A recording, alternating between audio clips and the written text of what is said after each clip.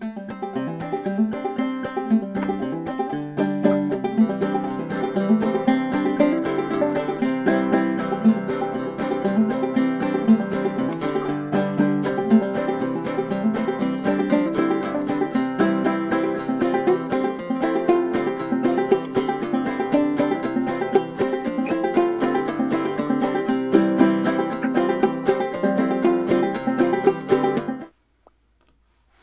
right. Well, good evening. Welcome to the next live stream at Civil War Digital Digest. Of course, I'm Will.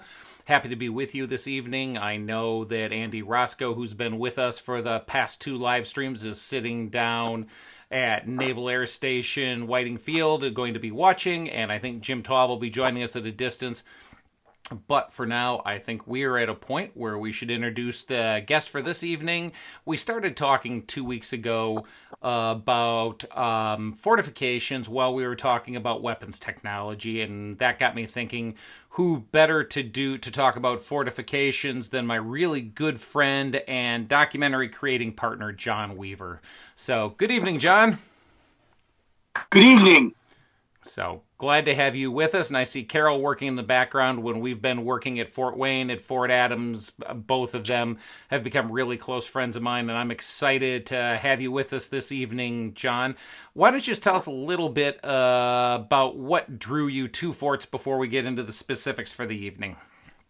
It's really a pretty funny story, but I was camping with another couple, my now ex-wife and I, and it was a little bit stressful because we were tent camping, 4 people in one car, and two of the two women of the group were both pregnant, one 5 months and one 7 months pregnant. And tent camping, all this kind of thing was pretty tough.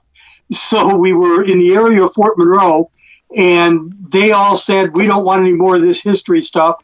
Nobody wanted the car, and I was about a 20-minute drive from Fort Monroe. So I said, all right, I've always kind of liked forts. I'll drive down to Fort Monroe, and I stumbled into the largest fortification in the Western Hemisphere, 67.5 acres inside the moat. Wow. And huge fort, and fell in love with forts at that point.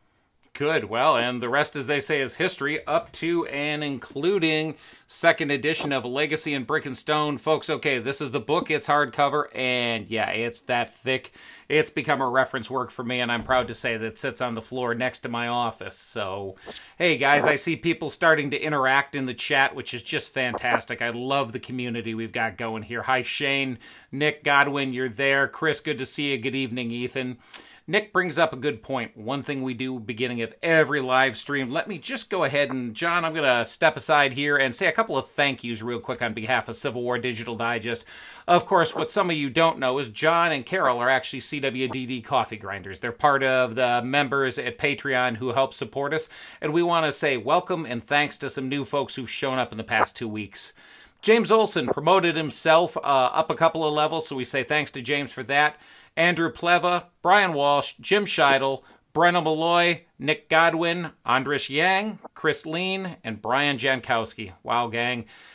It makes it so much easier to do what we do with these things, from the live streams to the episodes. And it's just the funding really makes a huge difference. And so many of you who are coffee grinders also are putting things in on the side. Huck, I see you showing up there. That's Huck Green. Scott Cummings, good evening. Good to see you. So, we're going to come back to John. We've introed the book here, A Legacy of Brick and Stone. And the legacy is years and years of your work, John. 2 volumes. Let's go ahead and talk about it. Obviously, we wouldn't be talking about these fortifications on Civil War Digital Digest if it didn't have to do with the Civil War. Talk to me a little bit. Where does this third system fit, and how does it work with the Civil War? Well, it started out that we had some colonial fortifications when we first became a country, belonged to the countries that were here before, mostly England, but these were getting pretty old and were in poor shape. A little bit later, we started our first system of national defense ourselves, but it wasn't really a system. It was a bunch of individual forts. We didn't have anybody in this country who knew how to design forts, so we had French engineers. They were our buddies right after the Revolution. Some French engineers helped us to design and build these forts, but they weren't very substantial. They were mostly earthwork forts that after a few years, erosion took them out and that kind of thing. And it wasn't a strategic system of forts. It was more defense of particular cities. And that later became known as the first system of coastal defense. You can see that in blue here on the graphic. After that, they had fallen into disrepair, and trouble was starting to brew on the horizon. We could have gone to war with either France or England in the 1812 time frame.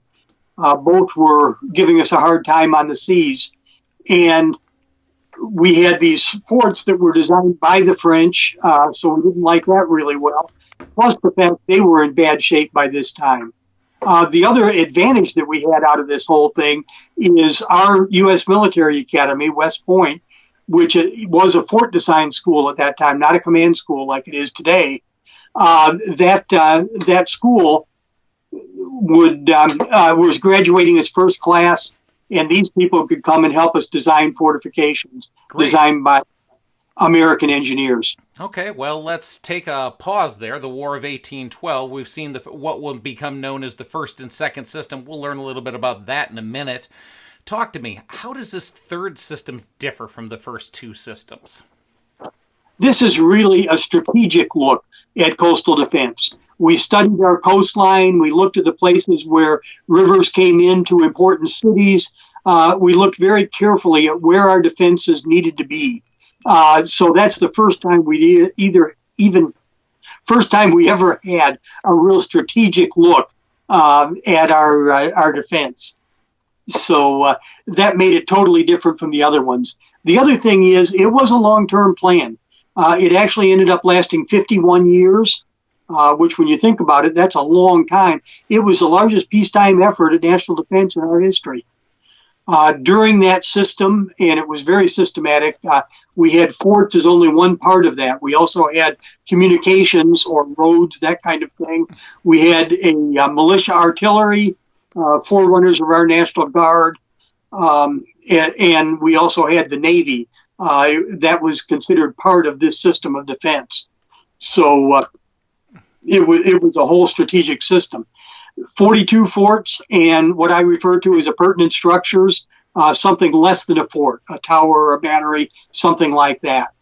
They stretch from Maine all the way down through the Florida Keys, around the Gulf Coast to New Orleans, and then two of them in San Francisco Bay.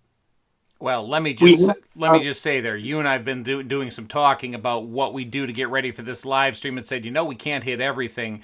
So letting everybody know these appurtenant structures, some of these terms we're going to use tonight, I may stop John and say, hey, John, tell me a little bit about that. But the other thing going on is that we're working on a larger project together to go ahead and talk about what the anatomy of this fort is. If you say a ravelin, or if you say a demi-lune, or if you say a re-entering angle, what does all that mean? We're working on something more technically specific to that, and so we may, while we're trying to take a look at the high points tonight, we may not cover all of that. So... well, John, some people had to build this thing. We love the old forts. I mean, you saw photos, many of you saw photos of what Brian Jankowski and I did last night up on the ramparts of Fort Wayne, which is a northern frontier fort, not a third system fort. But, man, it takes people to build these things, and it's their stories that we remember. Talk to me about some of the folks here. Okay, probably the principal person involved in this whole thing was a French engineer by the name of Simon Bernard. He was a graduate of the École Polytechnique, which was the top fort design school in the world, and not just coincidentally, but for the same reason, it was also the top mathematics school in the world at that time. It was located in Paris. After graduating from that, he became an aide-de-camp to Napoleon. Worked on a lot of designs of fortifications. Probably his ultimate were the defenses of Antwerp, Belgium. They were very well known, highly advanced engineering, and Bernard embodied the latest in fortification theories in these defenses. I've had the privilege of visiting those, and they look very much like our third system forts. He was breveted to the rank of brigadier general in the U.S. Army, which that was his rank in the French army, was brigadier general. So they brought him over at that same rank, made him leader of the fortifications board. One of the things that's great is he blended the concepts of two fantastic French engineers who were the fathers of modern fortification. We say modern, that we're really talking 19th century. But one was the Marquis de Vauban, and the other was Montalembert. We'll talk about the two of them, but they were very much into creative designs of forts. Great. Well, let's start with Vauban, as he's a little bit older, and he's also the face that you see on the screen, everybody. John, we've talked about Vauban. Anybody who's been around Civil War forts probably hears his name. Tell me a little bit about him. Okay, he is, as I mentioned, what we call the father of modern defenses, and that are defenses that were built after the development of artillery. Back before then, you had castles with very high walls, and that's all you really needed for defense. But once artillery came along, you could knock these thin walls down. So you had to go with thicker walls and lower walls, and when you did this, it becomes easier to take a fort. So the way Vauban countered that is to use the theory of layers of defense, where you had to take each layer of defense one layer at a time as you're heading toward the fortification. And this turned it into a battle of attrition. It became too expensive, both in terms of dollars and manpower and time, all three things, to take the fort. And your hope was that the attacker would eventually just give up. He also believed in enfilading fire, which is fire from the side or flanking fire, if you will. And he believed in protecting the outward points of a fort, what we call the salients of a fort. He's considered the father of the bastion system of fortification, which the areas on the corner that protrude from the corners of a fort are called bastions. They allow flanking fire, and the corner is considered the most weak portion of a fort because you can fire on it from different angles. Well, great. John, I'm going to hold you here just a second. I'm going to jump ahead to a graphic we're going to look at later. Here is Fort Moultrie, which is not a third system fort, but will become part of our our discussion with Sumter. Gang, the bastions are the pieces, the triangle, or the diamond shape that's the top of the screen, and the diamond shape that's to the left of the screen. Those are both bastions, right, John? Yes, I'm not seeing the graphic on the screen. Okay, but yeah. So it is. I'll ask my buddy to trust me because there's two bastions here. Yeah, on the left are the one's a bastion, one's a demi-bastion, but no, they're both demi-bastions. Yeah, both are half bastions, but yeah, that works. It's on the left side, you can see. So, okay. It has one face and one flank, where a full bastion has two faces and two flanks. Again, if you want to nerd out with us on really cool fort stuff, come on back, whether we'll do it here or do it somewhere else, maybe do it over at Ravelin Films. We've got something coming up for you. So, well, let's move on. A lot of us in the Civil War world know the name Vauban. We got to Fort Adams 2 years ago for the documentary that you and I are doing with Ryan Bessler at Ravelin Films, and we started talking about this chap named Montalembert, and that was the first time I've heard his name in 30-plus years in Civil War history. Talk to me about Montalembert. Okay, Montalembert had the courage to challenge Vauban, which was a pretty scary thing to do at that time. He was born slightly after Vauban's death, but Vauban's theories and concepts were all the rage in fortification design at that time. So to challenge that was really a different thing. And what he said, instead of all these layers of defense, what you want to do is face the enemy. Have overwhelming firepower that prevents the enemy from coming anywhere near the fort. He believed also that the large percentage of the guns needed overhead protection. So his forts tended to have bare masonry walls and stacking guns one layer on top of another. Great. Well, let me do this. I'm going to jump us ahead to, I mentioned a fort. Let's go ahead and look at the Montalembert portion, and this will be the Seacoast wall from Fort Adams in Newport, Rhode Island. So, those of you who are there, John, that's the photo you provided, so you know it very well.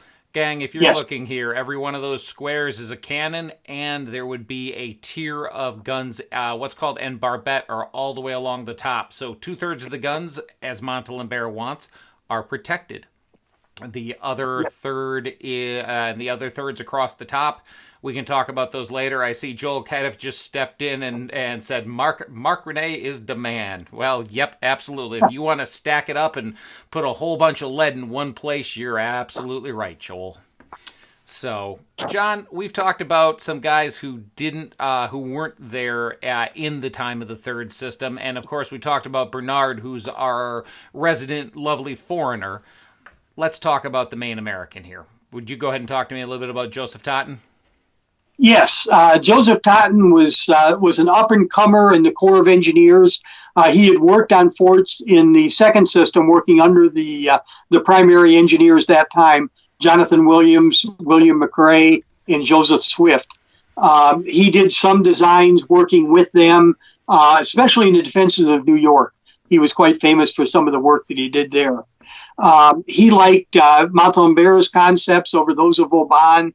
Not a big proponent of bastions except for flank defense. So if you had an island fort, something like that, he didn't want bastions on that at all. And even some of the land forts, he chose other things rather than putting bastions on the forts.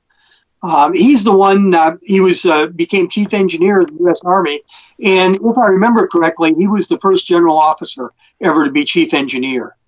So he brought a lot of pizzazz, if you will, to that office. He coined the term third system in 1851. The first, what we call the first and second systems now, were not considered systems. In 1851, toward the latter half of the third system, he coined the term third system and then named those other two groups of fort building as first and second system. Great. Well, I must say, gang, you guys are awfully chattery with each other in the chat and awfully quiet on the questions. I think John and I are doing our part right between telling a decent story, I hope, and you guys are all chatting with each other. I love seeing the community as we're all stuck away from each other. It's been one of the great things about doing these live streams, whether dealing with John and Carol or Andy and Jim, to be able to be in connection with friends who share a passion for something like history. So I'm glad to see all of that going on. John, we've talked about the personalities. Let's go back to the stuff you love, the brick and mortar and its job. Talk to me about the mission of the Third System Forts. What did Bernard and the Coastal Fortifications Board want? Okay. The primary task here was to repel a foreign invader. And it's kind of ironic because the only time these forts saw any action at all was during the American Civil War. So it was a domestic battle rather than a foreign invader coming in. But these points are very important. And if we think about the blockade of the Confederacy, which we'll talk about later, think about these mission statements for a third system fort. First was to close a harbor to the enemy, to deny the enemy a strong point. So if there's a spot where you could control a harbor or something like that, that if the enemy took it, they could blockade the harbor, that could be a problem. So you wanted to deny them any strong points. To protect the great cities, to protect avenues of interior navigation. So all of our interior rivers, protecting the access to those. And the other thing that was very important to the third system was to guard the naval establishments. If you look at the places we had our major naval bases, the three biggest ones were Newport, Rhode Island, Hampton Roads, Virginia, and Pensacola, Florida. Those had three of the largest of the third system forts. So specifically, if you want to control a harbor or harbor interest, what you want to do is to prevent the use of the harbor by the enemy, to allow the use of the harbor by our people, to prevent the blockade of the harbor, and to control the channel into the harbor. So when you think about those things in the context of the Union blockade, the third system was right there. Okay, so well then let me ask the question specifically. How does a fort do this? What does it do to achieve these missions? Okay, for the Seacoast defense and controlling that harbor, you really wanted the principles of Montalembert. You want to put the maximum number of cannon to seaward and overpower any kind of ship that's trying to come in. So you use casemates, the vaulted gun rooms, to stack, just as we talked about at Fort Adams, one tier of cannon on top of the other. There was an understanding at that time that a ship the guns of a ship were ineffective against masonry walls of a fort. And that was proven out during the Civil War in a couple of different battles. Okay. Well, and we're flipping through some photos here that John's provided. I'm going to go ahead and narrate because I can see it, and I'm going to get them a little quicker than John is. This is the Scarp at Delaware. Again, take a look at the stack of guns there. We'll switch and we'll go to Richmond's Scarp. And then here we go. This is Fort Pickens down in Florida. And then we've already talked about it once, but man, I'm going to just say we're working on a documentary on the build of this fort in the third system called, this is Fort Adams in Newport, Rhode Island. And when I get off of this here and let John talk again in the chat, I'm going to put a mini featurette that we've already done on Fort Adams there. So, John, that's the sea side. You can stack them up for the sea. But if we're gonna take them and we're gonna go ahead and we're gonna be attacked from the land, how does this fort react? What does it do? Okay, there are two types of land attack that these forts needed to defend against. A coup de main, it's spelled like coup de main, but pronounced coup de main. It's all French terms. And a siege. Coup de main is essentially a rapid infantry attack, a human wave type of thing, where you overpower the fort. If you can do that with surprise, that is even better. A siege, on the other hand, is if a coup de main doesn't work, then you settle in and work your way toward the fort with cannon and try to reduce the fort with artillery fire. And I just recently saw someplace, I'm not sure, one of the fort websites today, it showed the siege lines of Fort Morgan when that was taken during the Civil War. And that's the way you would work this. Your siege lines would become gradually closer to the fort. The other thing that you would do in a siege is you would invest the fort or completely encircle the fort so that supplies and reinforcements could not get in. So those were the two ways you would attack a fort. Now, it was well known at that time that no fort could withstand a siege indefinitely. So in doing this design on the third system, Bernard said 14 days was the key. If you remember, I talked about different aspects of the third system, fortification being one of them. Communications or roads and seaways was one of the other ones. We were set up in the third system so that within 14 days, you could get reinforcements to any one of the forts.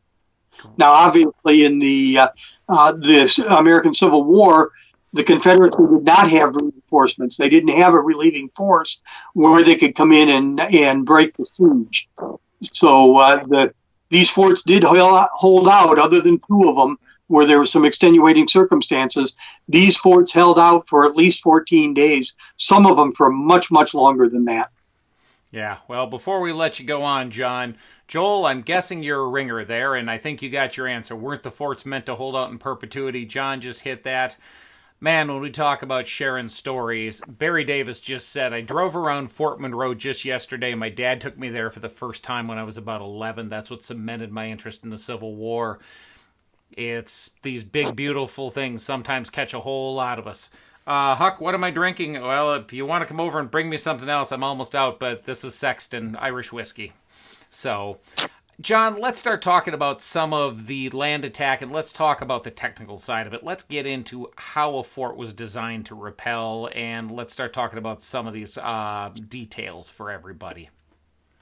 Okay, looking at this from an attacker's viewpoint. So as I'm approaching the fort, there's a glacis, ideally 1,000 yards long, that's a long earthen slope that's completely cleared of all trees and obstacles. An open killing zone that you had to cross. If you watch the movie Glory, when they're coming across that beach area in the open, that's the effect of a glacis. You're under cannon fire as well as musket fire the whole time you're coming up this glacis. And that comes up and ends at a breast height wall with what's called a banquette. Think banquet or table. It's a firing step that people would stand on to fire over that breast height wall. And then there's a banquette slope immediately behind that. If you've ever fired a musket or a muzzle loading musket, it takes much longer to load that than it does to fire it. So you could step back onto that slope. Your head is now below the wall, reload, and then step up when you're ready to fire again. Well, let me stop you there, John, because I know a lot of the faces I'm seeing here certainly you have fired those muskets or do fire those muskets. And we've shown a couple of photos there. The photo we just showed, Macon, you can see the banquette slope and the banquette to the left heading towards the breast-high wall, which is the brick wall to your left there. And then the glacis John talked about, this is a glacis also at Macon. So these are all photos John's provided.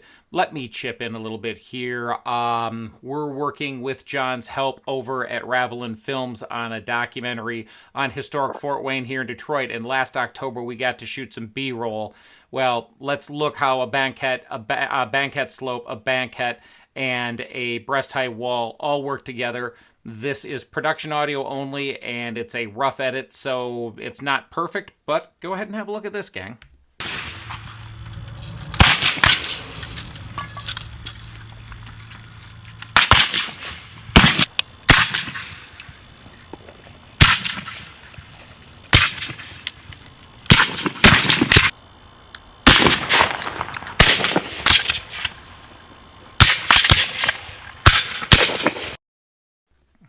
All right. Well, there, John and I are both back. John, you want to talk to us about what we just saw there?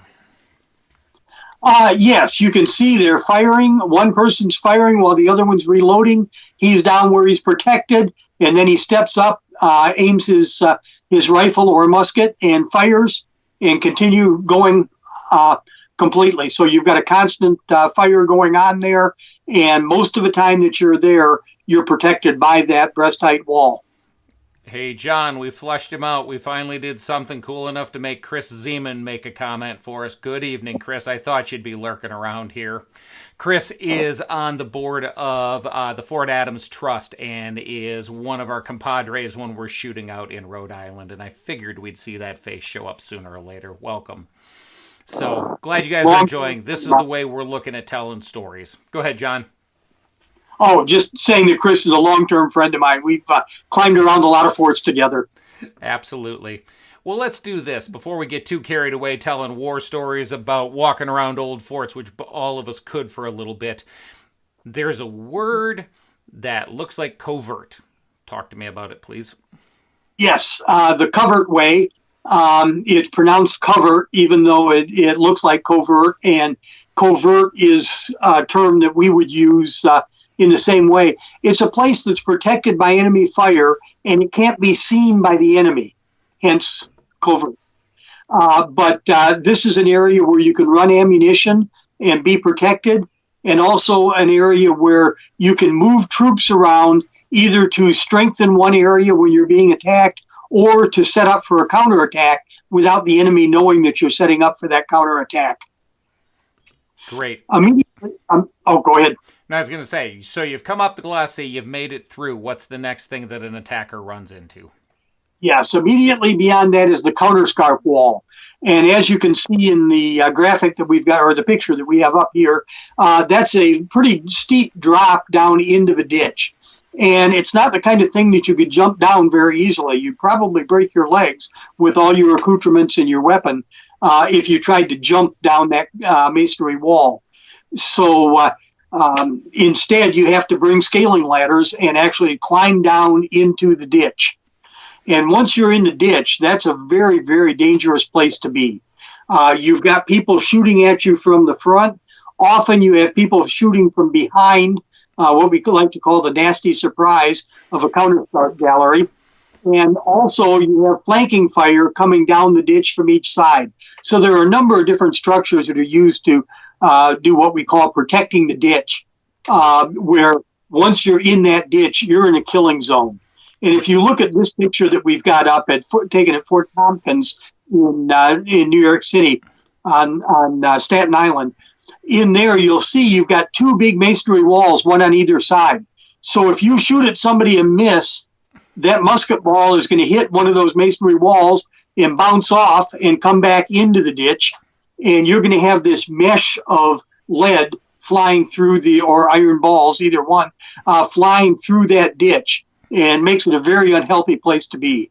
Great. Well, let me go ahead and surprise John, surprise Chris, and a few others. We've already shared the link to the redoubt at Fort Adams, the mini featurette that we've done at Ravelin Films. And Chris Seaman just said, John brought me to the redoubt for the first time. I've got a little clip here that I was going to hold, but let's go ahead. It's got text over it, so you'll have to forgive. This is a working copy. But for those of you who are already wondering, hey, what is this redoubt about?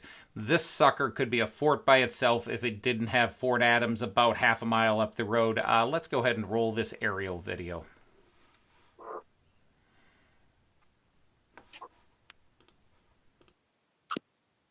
So there is the redoubt at Fort Adams. So wanted you guys to get a chance to see that.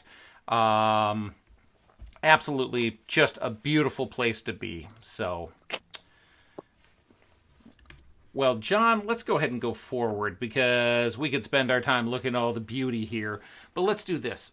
Now we have an overview of the system. We could get bogged down into a lot of this stuff here. Let's look at an example where the war started, Fort Sumter. So, and before we get into it, we'll go ahead and step over here real quick. There's the Eastman painting, and that is Fort Sumter in somewhat happier times. Let's go ahead and talk to me. There's two men who we want to talk about this evening. Yeah, the first one is P.G.T. Beauregard. He didn't use Pierre, actually. He signed most things as just G.T. Beauregard. He was a West Point grad, became prominent during the Mexican-American War. He was an engineer officer during the war, was considered an up-and-comer in the Corps of Engineers, worked on the construction of several third system forts prior to him joining the Confederacy. The next person was Robert Anderson. He was a senior artillerist and a mentor to a number of engineers at West Point and in the Corps of Engineers. He also rose to prominence during the Mexican-American War, especially for his work for the Siege of Syracuse. He was stationed at third system forts after the war and developed a curriculum for artillery to be used at West Point. Their friendship, fight carried out by two friends, starts a war of brother versus brother. Anderson was Beauregard's artillery professor and mentor. It is said that there were tears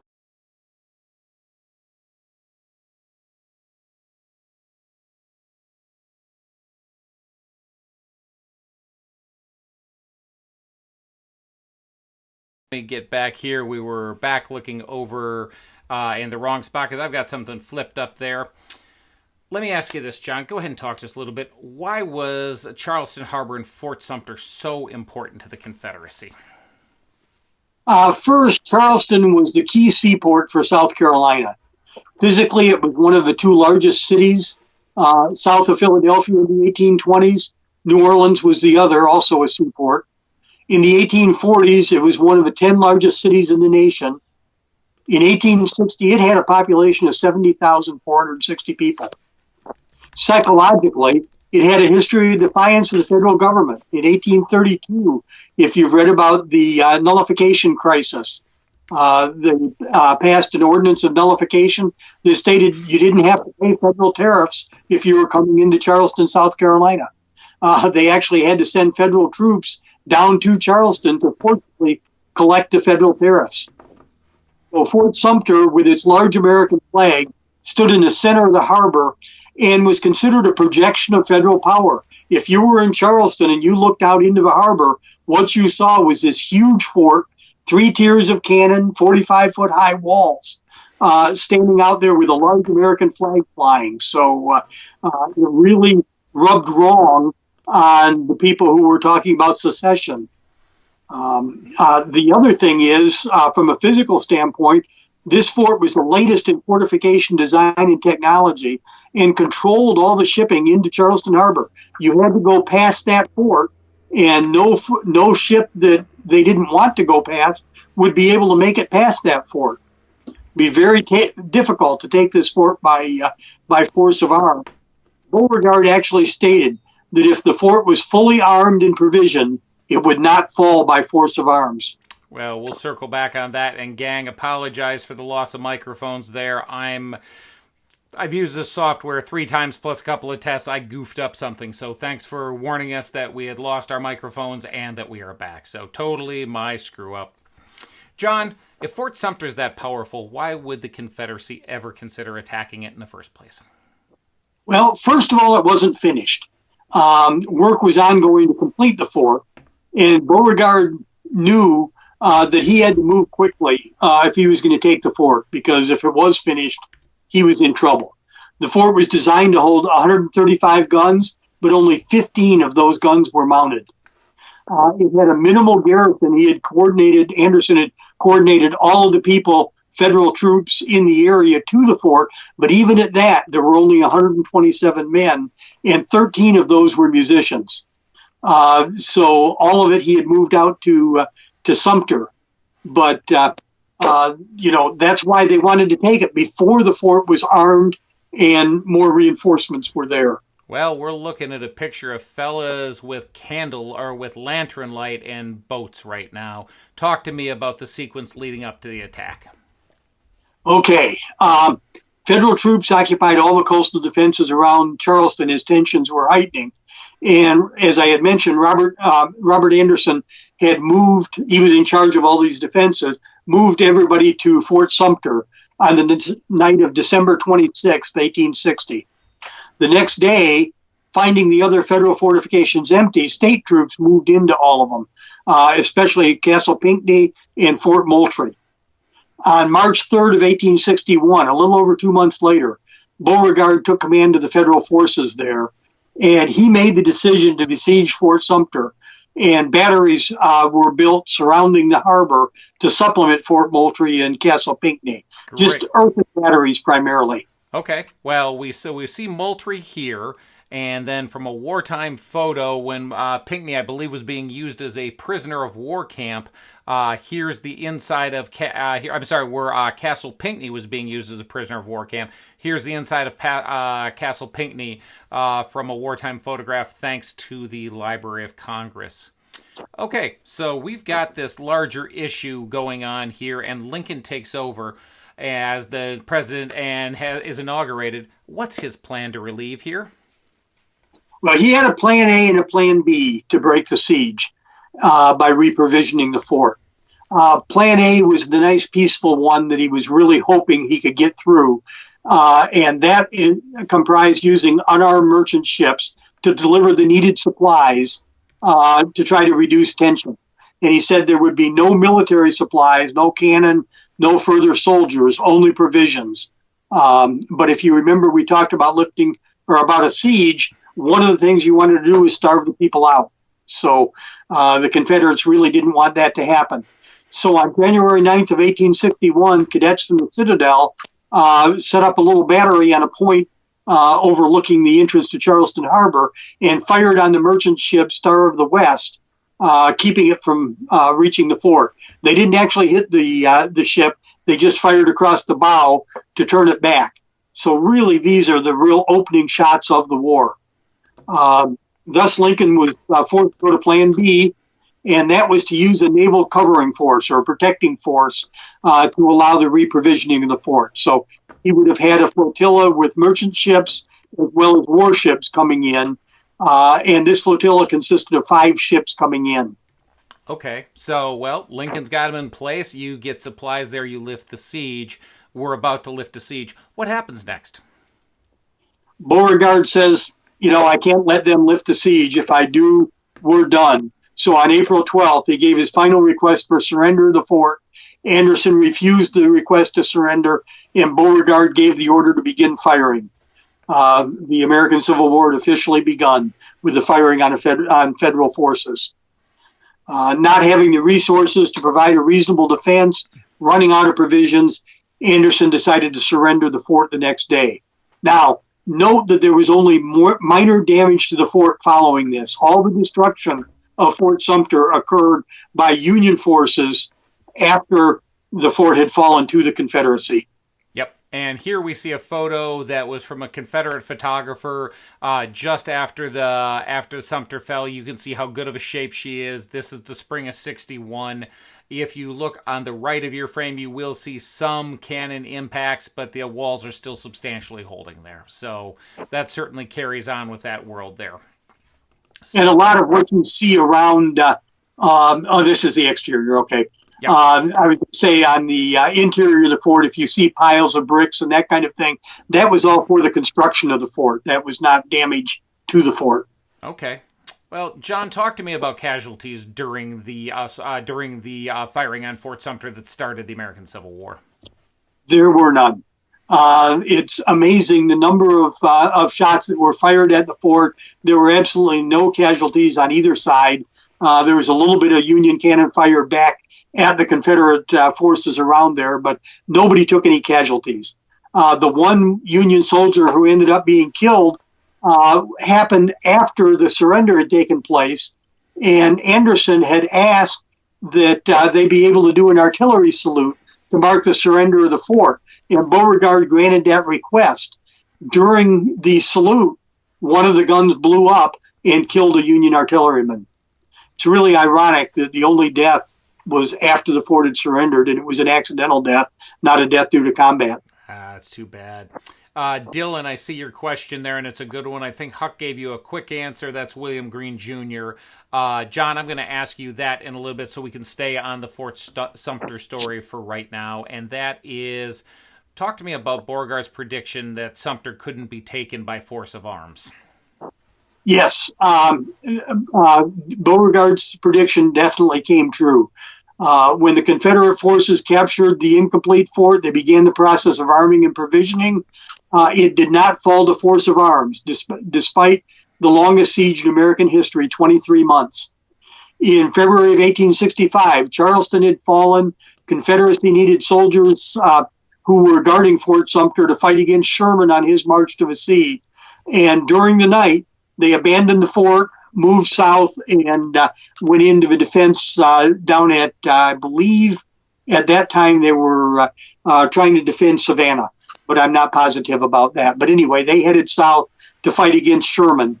The fort, when federal forces woke up in the morning and found the fort to be empty, they immediately moved into the fort and occupied it. So it never did fall to force of arms. It was abandoned during the night. Okay. I've got a question here from Chris Harward, who's one of our coffee grinders.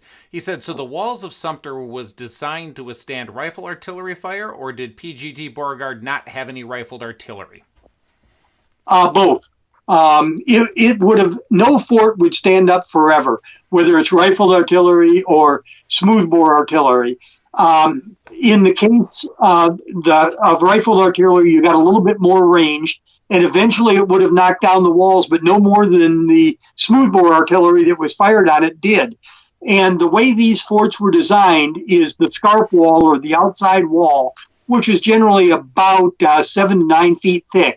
That wall could be completely destroyed. It was architecturally separate from the casemates of the fort, and it just turned it into a wall of rubble on the outside, but the casemates were still intact.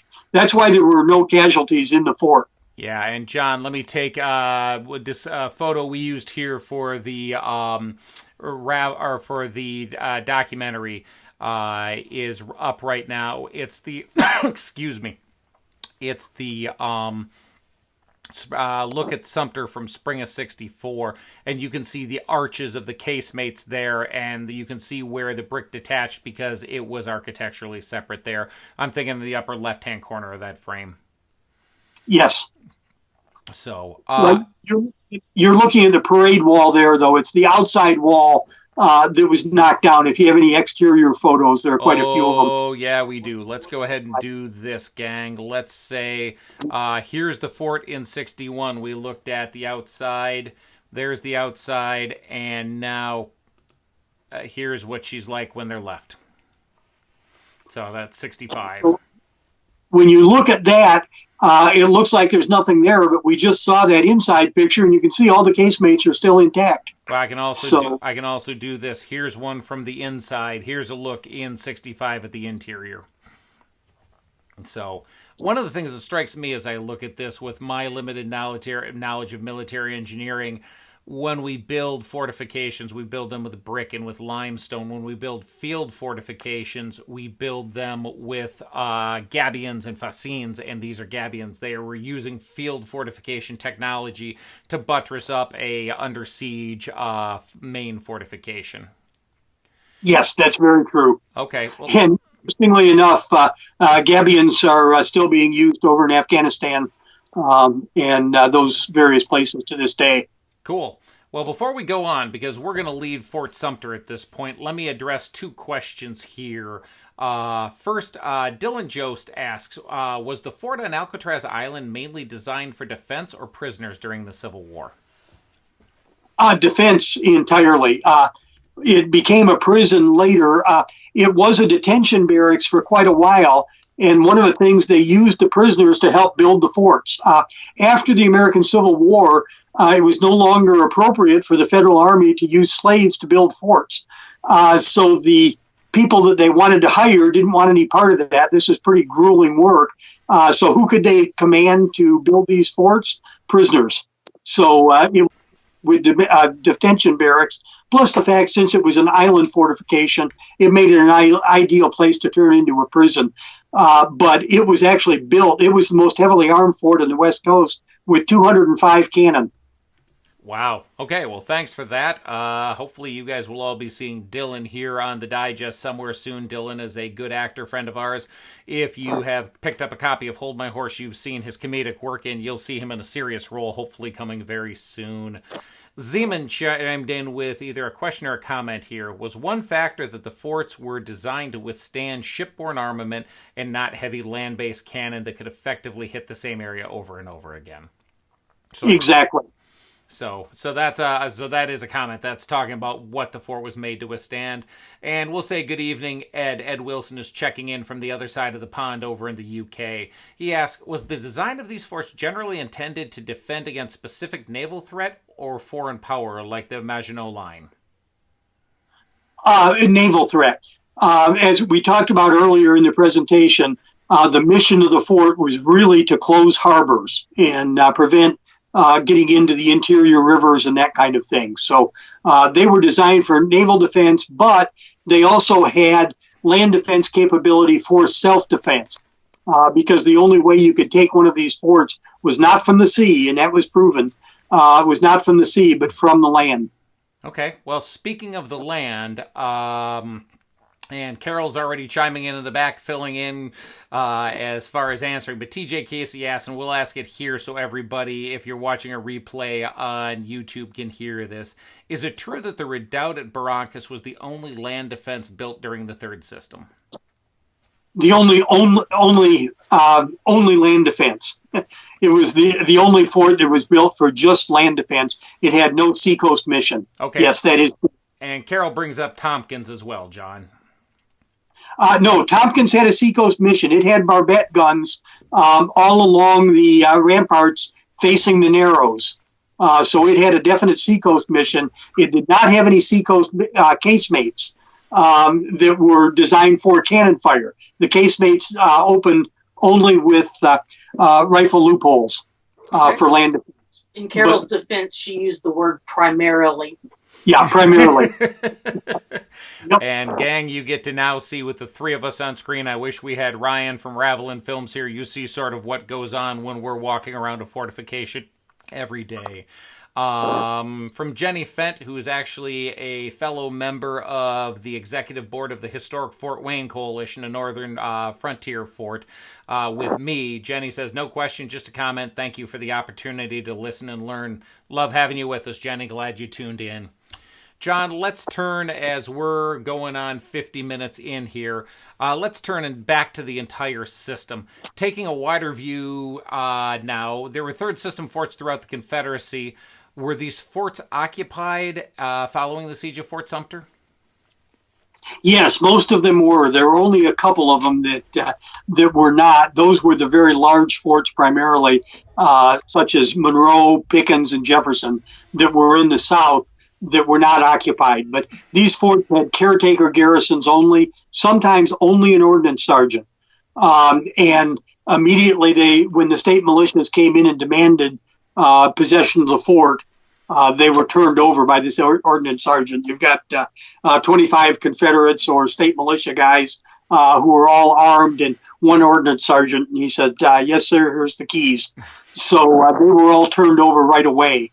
And then systematically, the Union forces came through and captured every one of those forts. Great. Let's do this. Let's talk about those larger forts. Let's talk about Monroe, Pickens, and Jefferson as examples here.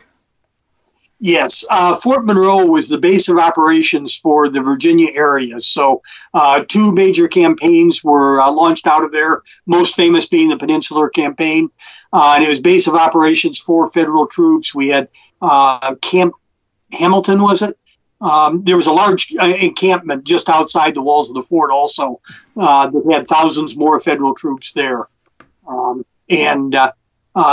the Virginia ironclads, or Virginia, the ironclad, came calling on Hampton Roads, one of the places the wooden federal ships could do is go under the guns of Fort Monroe, and Fort Wool was right in the same area, and get under their guns and be protected. So even the ironclads knew they couldn't take a fort, so they stayed back.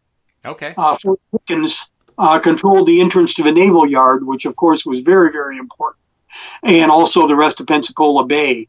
It was the big stronghold for federal troops down on the South Coast.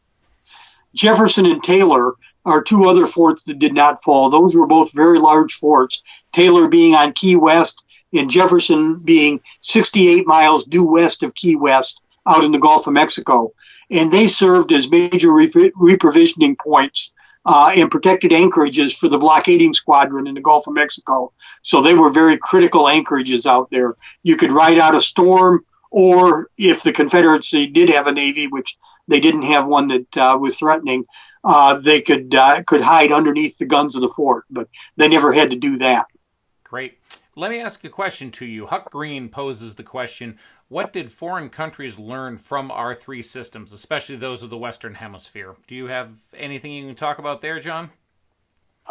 Just a little bit. People paid attention to what happened there, but interestingly enough, we had decided that we didn't have the money to build new forts, and the large guns that were needed to prevent a run past of a fort would not fit in the casemates of our existing forts.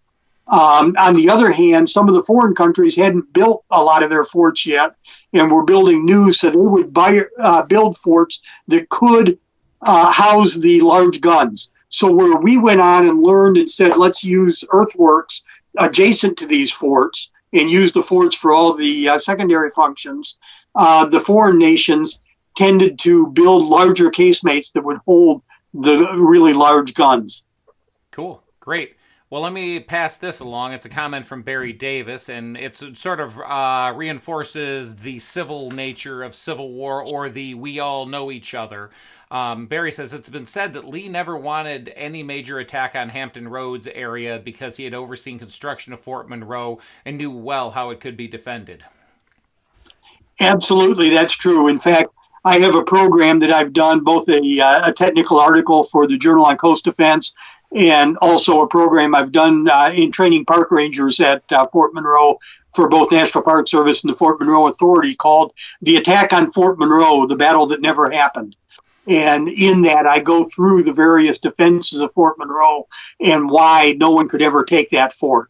And yes, Lee did put a lot of the finishing touches on that fort, and he certainly knew that he did not want to attack that fort. Great. Well, let's do this. As we're getting close to the end of the evening, let's talk about how these forts affect the Civil War. Mm-hmm. Well, a week after the firing on Fort Sumter, Lincoln declared a blockade of all the seceding states. Winfield Scott put in effect what he called the Anaconda Plan, which was derisively referred to by his opponents as Scott's Great Snake, designed to isolate the Confederacy.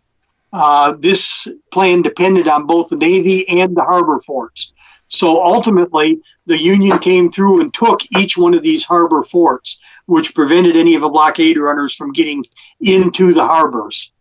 And you can see on this graphic the shape of the Anaconda plan. Now, it was modified somewhat from what you see here. Instead of including Texas, he basically turned north at the Mississippi River and eventually took the Mississippi and used that as the method of starvation.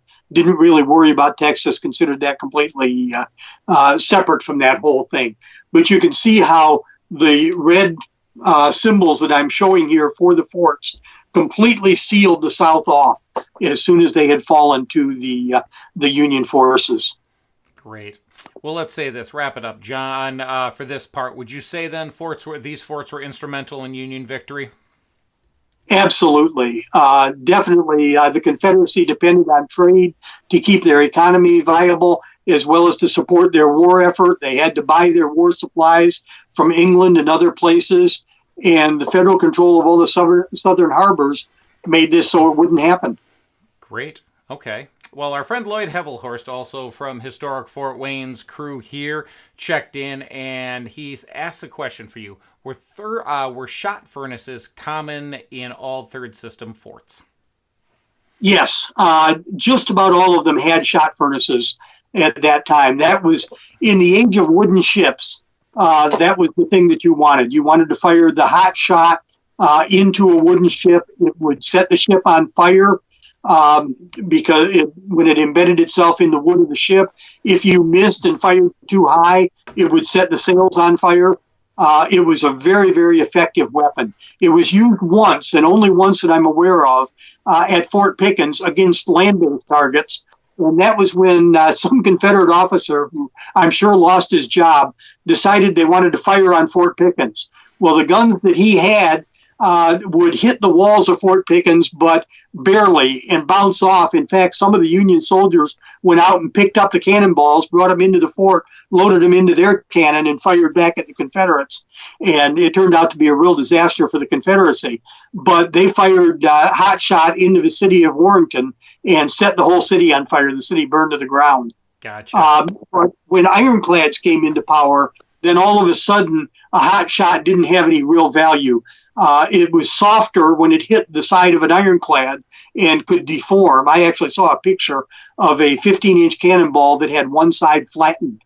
I can't imagine it'd be like living in a bell if you were in that ironclad. Wow. But, yeah. John, let me pause. So they stopped the shot furnaces at that point. Okay, well, let me pause this for a second because we've gone on a little bit here. I'm going to bring back the picture of Castle Pinckney because Zeman pointed out there was a hot shot furnace in here. Why don't you take a quick second to describe what this is and then tell us how it's used? Okay, very, very simply.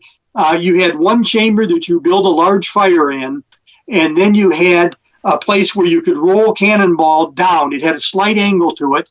You'd load a cannonball in one end, and the balls would roll down. You could have a bunch of them in the furnace at any one time. They would be heated up until they glowed cherry red. And then they had special tools, tongs, that they could pick up these hot shot with and load them hot into a cannon. Now, one of the big questions I get is, didn't that set off the powder in the cannon?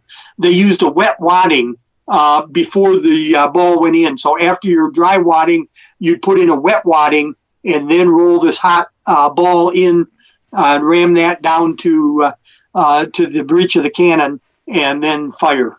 Okay. Great. Well, thanks. That helps. And again, we're talking about a way to present some of this in a more concise way, or in a more almost building a visual glossary. So hopefully John and I'll have some time to noodle up and get some ideas from some other friends and get some footage and come back with you. Okay, John, we started here. And if I can find a camera spot here, we started here. Let's come back to here. We've talked about how the third system fits into Civil War. Talk to me about this book a little bit, please. Okay, this is a two-part book. The first part of the book, about a third of the book maybe, something like that, consists of a history of the third system and then a large section on the architecture that was common to all these forts. What different parts of the fort were, how they worked, and that type of thing. Then I talk about how the forts changed during the 51-year history and end that section of the book with how well these forts performed during the American Civil War. and they really did perform very, very well. The second part of the book, which is 2/3 of the book, is a harbor by harbor, fort by fort look at the 42 different third system forts and the appurtenant structures that were built in lesser areas to be defended. Great. Well, gang, in the next day or so, in the research page for Volume 6 on CivilWarDigitalDigest.com, there will be a link. You can get it. If you want to just get this online, you can find it at most gift shops of Third System Forts. If you want an autographed copy, John can take either check or credit card. CivilWarDigitalDigest.com. There's a tab that says Communicate. Send me a message, say, I want to get a hold of John to get the book. I'll get the two of you in touch with each other, and then you guys can take it from there. I'll tell you this, my copy is signed. Get yours signed. So. Yep. You can get it through the normal outlets like eBay and Barnes & Noble, but I also sell the book directly by mail. I do have to charge a $6 shipping and handling, which is simply my cost, but the book price is $64.95. It is full color with over 400 illustrations in the book. All of the pictures that you saw today are in this book, as well as a whole bunch more. Huck I always like to refer to it as a coffee table book for fort nerds. Yes, well, Huck Green says, take my money, and Chris Harward says, my library gets bigger each week. Chris, I'm not going to move this computer right now, but it goes from down there to down there, and I've got bookshelves over here. So understand where you're coming from. Wait till you get into a second and a third century.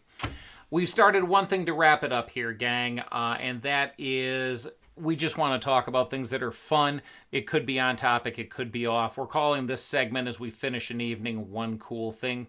John, you're the guest. What's your one cool thing for the evening? Okay, I have a wood shop. I'm retired now and spend all my time on military history. And when I'm tired of sitting at my computer, I'll run over and do some work in the wood shop, especially during this pandemic. And what I've been doing lately is organizing it. And I have pegboard walls in my shop. And what I've done is create these doors with, made of pegboard that I can hang tools on the inside and the outside of that door. So I now have 3 layers of tools rather than 1 layer of tools for a particular wall space. As I'm climbing over things in the basement to keep the hand tool shop going, that has me insanely jealous. Well, my one cool thing, the book that Jim Taub actually recommended to me out of the Revolutionary War, Fatal Sunday. It is George Washington, the Monmouth Campaign, and the Politics of Battle.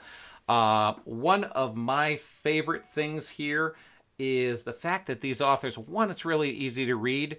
2, these fellas will look at something historically, but then they also stop and say, wait a second, we know X, Y, and Z. George Washington only knew X. They talk about history in the context of the men and women where they were living it. And so I'm absolutely fascinated by this way of telling history and truly just enjoying the book, which is really nice.